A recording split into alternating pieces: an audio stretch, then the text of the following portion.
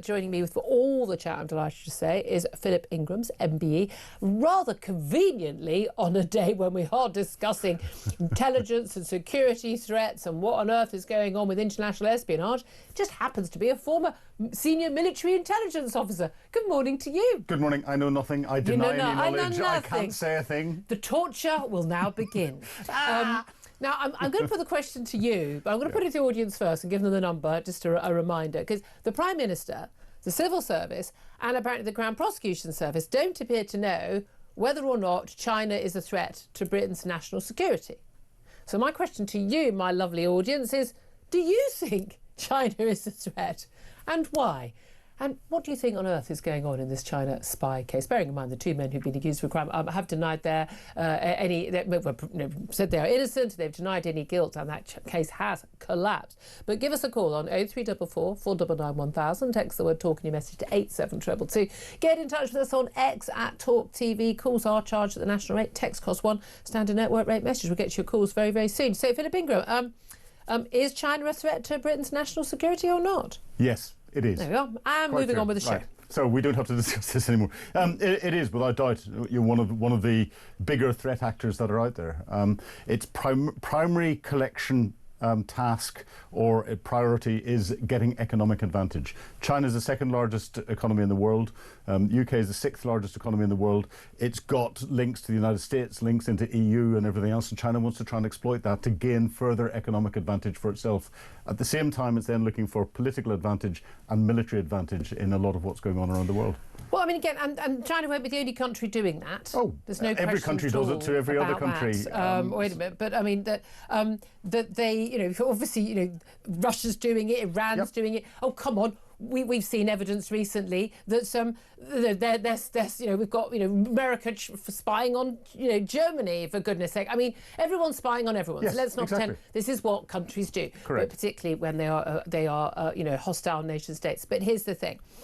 In this particular case, we've got two men who were accused. They have denied all charges, but the charges have been dropped now. But they have been accused of basically spying for China, handing over documents. One was a parliamentary researcher. This is Christopher Cash and Christopher Berry, of handing over documents to China, a hostile nation state, an enemy state.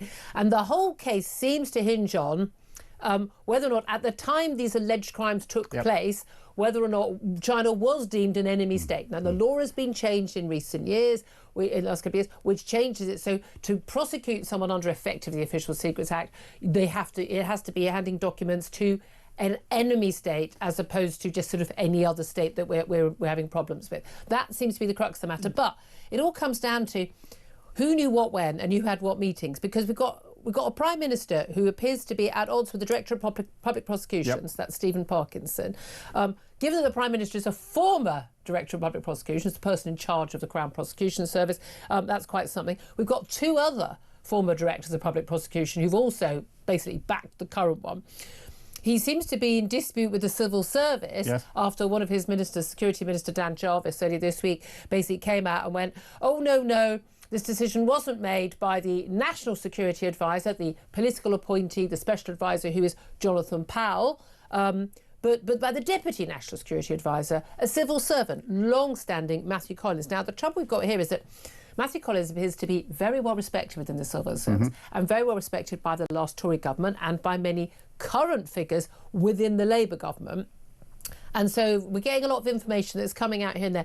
Last night, after Prime Minister's questions, when Kemi Badenoch, all 6 questions, bang, bang, bang, all about this issue, really got quite nasty between the two of them, quite personal. Basically, she's saying, I smell a rat. And the Prime Minister goes, oh, there's nothing. We're going to publish these statements later. They publish the statements. There's not a smoking gun. There's no document that says, let's not give them evidence in this because we'd rather have an economic trade deal with China. There's nothing that obvious. However, there is stuff in these documents, in these evidential statements, that suggests that there was some deliberate attempt to not give the Crown Prosecution Service the evidence they needed and had repeatedly asked for months to get the evidential level over the line to be able to bring a case. There's a number of things in that. First of all, the Prime Minister turned around and tried to blame this all during the Tory government, but one of the documents he released last night was dated whenever the current government is in place, so he brought it. And you're right, it's down to the subtleties of the law. The Official Secrets Act 1911, which is what the individuals were charged under, defines an enemy as a state that you're effectively at war with, or a state that you're not at war with but considered a future adversary. Now, it's that bit that the government hasn't defined. However, there was a High Court ruling in 2025 that broadened that to be a bigger threat, and that's something that that could have easily been tested in court. Well, this is the thing. I mean, it's up to the courts to do that. It's up to a jury to decide. It's the idea that this case, again, I must stress the two men who were accused do deny any crime. Yes. But the idea that this case didn't pass an evidentiary threshold, the fact that they couldn't have got, I mean, Richard Dillon, we're going to speak to later. I think he'd have been happy as a former MI6 boss to say, yes, he considers China to be a threat. Numerous other people. There are numerous statements by the former government at the time, and this all came up in Prime Minister's questions, what the former Foreign Secretary, James Cleverly, had said, what other government members have said, and the Business Secretary, as she now, the Tory leader, Kemi Baden. Everybody has said, like, China is a threat. Yes. There were numerous documents that stated this. It doesn't. None of this rings true. It doesn't. Okay, it doesn't so smell right. do we think? What do we think? Look, bearing in mind, I'm always in favour of the cock-up over the conspiracy as a general rule. But what do we think? What's our best guess about what has actually happened, Philip? It's very difficult to work out exactly what's happened, because it would be so easy for the government to turn around and make a very clear statement to say, the 2023 Act, which is the new National Security Act, has a definition of material assist a foreign intelligence service, but that wasn't applicable because these actions happened before that came into place. Or alleged actions, yeah. The 1911 Act, if the government turned around and said, we have had no formal definition during that time, no matter what people have said, it hasn't been formally put in a way that would, in our opinion, cross the bar to make China an enemy to be applicable under that Act, full stop, draw a line under it, move on. The fact that the case has collapsed, the intelligence services probably aren't too bothered about that, because they've disrupted the whole of the They don't want this stuff operation. coming out in open court. And they wouldn't want to reveal it. It's not unusual that if you've got a court case based primarily on data that's coming through intelligence services, they don't want to be quizzed in an open court where a defence barrister can drill into things that they don't want to release. And therefore, it's quite often that they'll get something to the point where it goes to court and then withdraw their evidence. OK. Here's the thing, though. How much political influence do we think there was? Because one of the things that we are being asked to believe, and various journalists who've been on top of this are basically asking us to believe that for months and months and months, the Crown Prosecution Service was asking this senior civil servant, can you please provide us with the evidence that we believe there has? And we thought there was until a few months ago, but somehow miraculously there isn't. And there are different interpretations of why they've done that. Can you please, we're about apparently said we're 5% short of the threshold. I mean, I know of many cases, as covered as a journalist, which have a lot less evidence than this case. So it's a bit bizarre they're even claiming that. But we need some more evidence, please. So for many, many months, he refuses to reply, doesn't bother mentioning it to anyone, not even over a coffee, not over, you're popping to go to get some water in the kitchen at work, and you don't mention it to your boss, National Security Advisor. By the way, the Director of Public Prosecutions is asking me for more evidence in this high-profile case that's been on the front page of the newspapers over the last couple of years. Really, I mean, I find that incredible in the true sense of the phrase, as in not credible, as in simply never happened. Correct.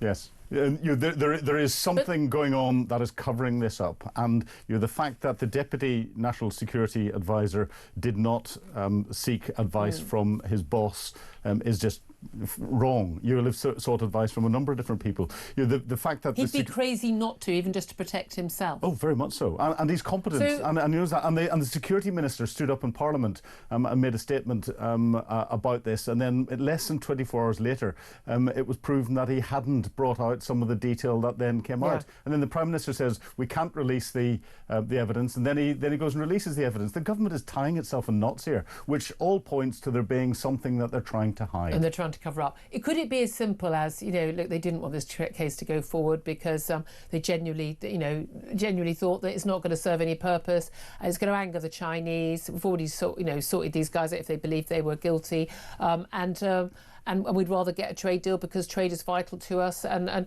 I mean, is it just that simple? And if it is that simple, is that something we should be worried about? Because at the end of the day, look, there's no doubt at all this government is incompetent. We've seen this on an extraordinary level. We're no doubt at all also that many politicians of many political views are very, very excited about people with money, whether they are rich billionaire donors, whether they're big companies, whether they own Twitter or X, whether they are foreign national governments. We know that our politicians across the board are willing to go, yes sir, no sir, 3 bags full sir, to these people, and that is one of our concerns. But when you're in a situation where it looks like that our national security has played second fiddle to, I don't know, £1 billion, nothing, no mark down the money down the back of the sofa trade deal, that is a concern. It is a concern, and the government has to balance off, and this is a political decision, the political relationship it has with China, the second largest economy in the world,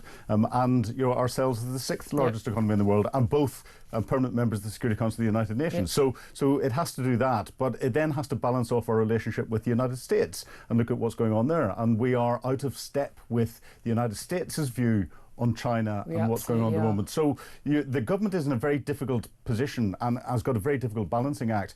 All the decisions in that are political. However, this should come outside the political side of things. It absolutely should, yeah. I mean, also we've got Dominic Cummings. I don't know, how much can you ever trust anything Dominic Cummings says, the former number 10 aide to Boris Johnson? He's got eyesight difficulties. Well, exactly. Were you not at a castle for your eyesight problems? But China stole Britain's state secrets for years. He says they used a backdoor into sensitive Whitehall computer systems.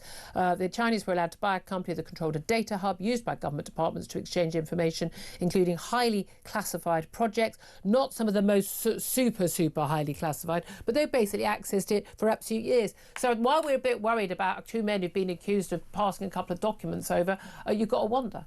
100% China will be doing that. China is monitoring the streets of London today through CCTV cameras. They've hacked. No, they haven't hacked them, because certain CCTV cameras, when you buy the package, they'll give you a cloud storage package that goes with it. The servers are in continental China. They can run whatever they want on the servers to AI to monitor people wandering around the streets of London. Madness. Without the owners of the camera knowing about it, and without any of the privacy legislation that is applicable in the UK being applied to what the Chinese are doing. They are a significant threat to this country. I think what we should definitely do is on Tuesday, the government should approve planning permission for them to have a huge, massive, bigger than any other embassy in the country, and indeed the biggest Chinese embassy in pretty much the world. Very close to the City of London. Close to the City of London, very, very close within metres of some crucial communication cables. I mean, what could possibly go wrong? And by the way, the planning documents have a whole basement area, a super basement that is completely redacted. We've got no idea what's down there. Oh yeah, we do. I mean, it's just, probably knowing the Chinese, torture chambers. I mean, I'm not being glib. I'm not being glib. They dragged Chinese dissidents off the streets demonstrating outside the Chinese current embassy and dragged them inside. And, goodness knows what happens to them. I mean, we are insane. We are sleepwalking into this stuff. I was looking at those plans only yesterday in minute detail, and it's not just the embassy itself. It's it's in the centre of the centre of the City of London. There's a lot of people living around the outside of it. The Chinese will be actively surveilling everyone that has got a direct view of the embassy and an indirect view, and they'll be sucking up all of the communications that are going on around the area. So people's personal mobiles, their Wi-Fi's, they will be interfering with people's personal lives the whole way around. This is something that should never be allowed to be put in there. And it's already been, Town Hamlets Council, the local council, they've already said no. Yeah. And that's a useless council. I mean, my local paper training around there, even more so now under Lufthansa. But I mean, it's just extraordinary. I mean, we are, again, we had a Tory government that were quite happy to hand over sort of 5G to Huawei, a Chinese company. Again, all Chinese-owned companies are completely and utterly beholden to the Chinese government. Article 7 of the Chinese National Intelligence Act requires all individuals and companies to comply with Chinese intelligence when asked to do so. And where they are asked to do so, and they do comply. The fact that was nuclear power stations, you name it. I mean, they're supplying most of the cars, the e-cars on they're making all the wind turbines, making the solar panels. They've been involved in the nuclear power. I mean, yeah, let's let people who are a hostile nation threat state, let's face it, an enemy state, who are spying on us, who kill their own people for being dissidents, who don't. We saw what they did in Hong Kong, for God's sake. I mean, but by all means, let's let them have control of our critical infrastructure, and let's cozy up to them because we desperately want a trade deal. This is manifestly insane. Completely insane. And what it's doing is it is undermining the very fabric of our industrial society, our research society, and all the rest of it. It's no yeah, I mean, they are spying on. I mean, basically, they make a load of things, but they completely ignore all sort of patent law and copyright law. They steal the plans, they'll manufacture it, they then can sell it where they don't have to put the cost of developing it onto it. Which we pay for, which we pay for, and they can sell it cheaper. And that's what they do, and that's why they flood the market. And we're sitting there going, but we invented this, and that's out there. And that's been proven time after time. Utter madness. Utter madness. I'd love to hear your thoughts, because the government, the Prime Minister, the Civil Service and the Crown Prosecution don't appear to know whether or not China is a threat to Britain's national security. Do you know? Do you have any clue? Do give us a call, 0344 499 1000. You're also welcome to call in on any other topic as well. Not that we've got to another topic, but I do want to get onto one or two very, very, very briefly. One is Rachel Reeves' budget. It's coming up. It's kind of racing towards us 6 weeks' time on November the 26th. And Rachel Reeves has done various interviews ahead of and after arriving at the IMF summit meeting in Washington. And basically she said, yes, that taxes on the rich will be part of the story of the budget. But don't worry, rich people won't leave. I mean, they've got super yachts, love. They've got homes in other countries. They absolutely will leave. How do we know this? Because in every country that has done more taxes on the rich, they do leave. Now, you know, the reality is very rich people are not like the rest of us. One, they're very rich. Two, they're very, very mobile. Yeah. And the UK has lost more wealthy people than only one other country in the world, and that's which is that? China. Over the last year. And you know, even Russia hasn't lost as many as us. Exactly. And Rachel Reeves, it's interesting coming up to this budget. You know, she blames the Tories and said over 14 years of Tory control, they've left a £22 billion black hole. The black hole she's now talking about is £40 billion. So in less than 18 months, she's added another 18 but again, billion it's this idea, people need this whole idea the wealthy need to pay their fair share of tax. The top 1% pay 30% of income tax in this country. I don't know what would be a fair. I mean, the top rate of income tax is 45 pence in the pound, plus plus national insurance on a good whack of that first income. I don't know how.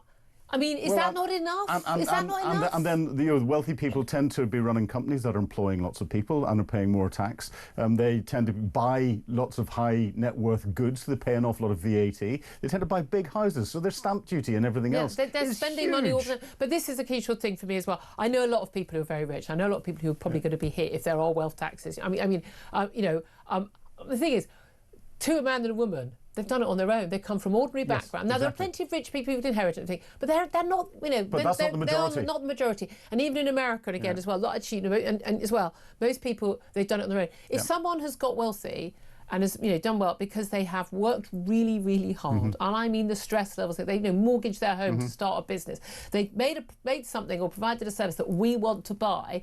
They're employing people. They built that company. I'm intensely relaxed about those people earning a shed load of money. I want them to be taxed. I think they should be taxed at a reasonable rate. I'm of the view that when your overall tax rate is over 50%, I think that's wrong. I think it's wrong. I think it's disincentive.